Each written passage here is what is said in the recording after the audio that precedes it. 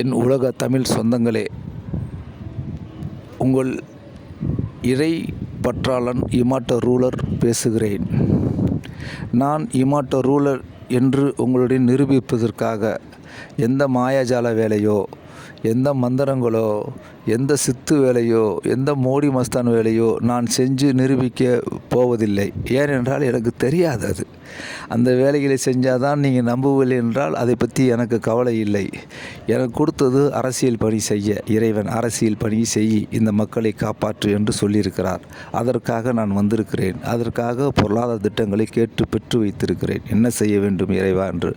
ஆனால் நான் இறங்கி வேலை செய்ய நான் கேட்க எனக்கு சொல்லிக்கினே இருப்பார். நான் அதை சரி பண்ணிடுவேன். முதலில் உங்களுடைய வறுமையை ஒழிக்க வேண்டும்.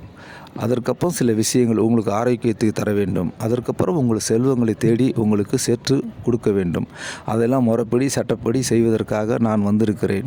நீங்கள் இதுவரை எந்தெந்த கட்சியில் இருந்தீர்களோ எனக்கு தெரியாது. கட்சியில் நீங்கள் மோதிக்கொண்டீர்கள்.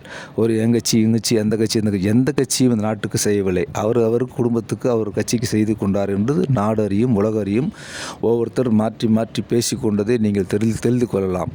ஜெயலலிதா பட்டியல் போட்டு திமுக சொன்னார், திமுக பட்டியல் போட்டு ஜெயலலிதா சொன்னார். இதிலிருந்து தெரிந்து கொள்ள வேண்டும் நீங்கள் ரெண்டு பேரும் எவ்வளவு தூரம் ஊழல் செய்திருக்கார் என்று. அதற்குள் நான் போக விரும்பவில்லை. நம்மளுக்கு தேவை நம்ம கடமையை செய்ய வரோம். பகவான் கிருஷ்ணன் சொன்னது போல கடமையை செய்ய பலன் எதிர்பார்க்காதே என்று நான் கடமை செய்ய வந்திருக்கிறேன். பலனை பற்றி கவலை இல்லை. உங்கள் இம்மட்ட ரூலரை நீங்கள் அறிந்து கொள்ள வேண்டும், தெரிந்து கொள்ள வேண்டும். காலம் மிக விரைவில் இருக்கிறது. புறக்கணித்து விடாதீர்கள். புறக்கணித்தனால் இதுடைய பாதிப்பு விளைவு ரொம்ப மோசமாக இருக்கும். நீங்கள் தவறு செய்ய செய்ய இயற்கை சீற்றங்கள் மிக மோசமான நிலைக்கு வரும். எல்லையில்லாத மழைகளும் எல்லையில்லாத வெப்ப அனல்களும் இங்கு நடக்கிறது. பூகம்பம் ஏற்படுகிறது, யுத்தங்கள் ஏற்படுகிறது. இவ்வளவுக்கும் காரணம் மக்கள் இறை நம்பிக்கை இல்லாதவர்களாக இருக்கிறீர்கள். ரெண்டாவது, மக்கள் நியாய நீதிக்கு துணை போகாமல் அநீதிக்கு துணை போவர்கள்.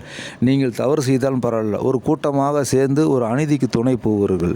இன்று உள்ள அரசியல்வாதி எல்லாம் நியாய நீதியானவர்கள் இல்லை, எல்லாமே அநீதியானவர்கள். இந்த அநீதியானவர்களுக்கு நீங்கள் ஒட்டுமொத்த துணை செல்கிறீர்கள்.